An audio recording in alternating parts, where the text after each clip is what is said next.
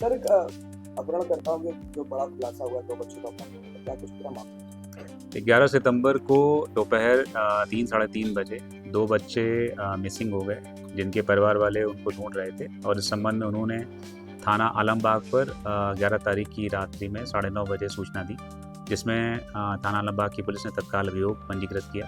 तब तक ये जानकारी नहीं थी कि ये बच्चे को मिसिंग है या इनका अपहरण हो गया है।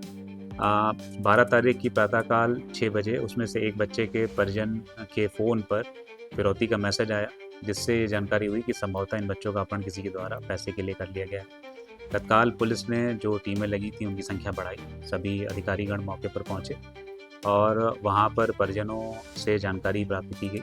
तो ये पता चला कि बच्चे अपनी साइकिल के साथ खेल रहे थे और कोई एक व्यक्ति जो 20-21 साल का है और वो इन बच्चों को अपने साथ में किसी कोल्ड ड्रिंक पिलाने के बहाने ले गया है। मैसेज जो आ रहा था उसके बारे में जानकारी की गई, तो ये पता चला कि वो नंबर वर्तमान में लखीमपुर खीरी में है। तत्काल एक टीम लखीमपुर खीरी के लिए रवाना की गई। इसी बीच में 8:30 बजे परिजन के फ़ोन पर पुनः कॉल आया अपहरणकर्ता का, लेकिन अपहरणकर्ता स्वयं ना बात करके एक बच्चे से ही परिजनों की बात करा रहा था और बार-बार इस चीज़ पर जोर दे रहा था कि कतई कि पुलिस को इसमें इन्वॉल्व ना किया जाए और जो मैसेज है, मैसेज में 10 लाख की फिरौती माँगी गई थी, उस मैसेज को फ़ॉलो किया जाए। और बच्चों से बार-बार ये भी इमोशनल संदेश देने का प्रयास किया जा रहा था कि क्या आप हमें प्यार नहीं करते हो?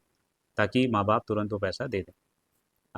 जो टीम वहाँ पर मौजूद थी लखीमपुर खीरी की, तो वहाँ पर लखीमपुर खीरी की पुलिस के साथ में उन्होंने जानकारी करके गोला गोकरण नाथ में रेलवे स्टेशन के पास से बच्चों को अपहरणकर्ता के साथ में 12 घंटे के भीतर सुरक्षित बरामद कर लिया और फिर उनको यहाँ लेकर के आया गया। अभी तक की प्रथम दृष्टया जो जानकारी प्राप्त हुई है अपहरणकर्ता के बारे में, उसका नाम विजय शर्मा पुत्र त्रिभुवन शर्मा है। वो पटेल नगर आलमबाग का ही रहने वाला है और 19 वर्षीय व्यक्ति है, जो पुणे में काम की तलाश में गया था और वहाँ से भाग आया और यहाँ पर संभवतः उसको ये क्विक मनी कमाने का एक मौका उसके दिमाग में आया।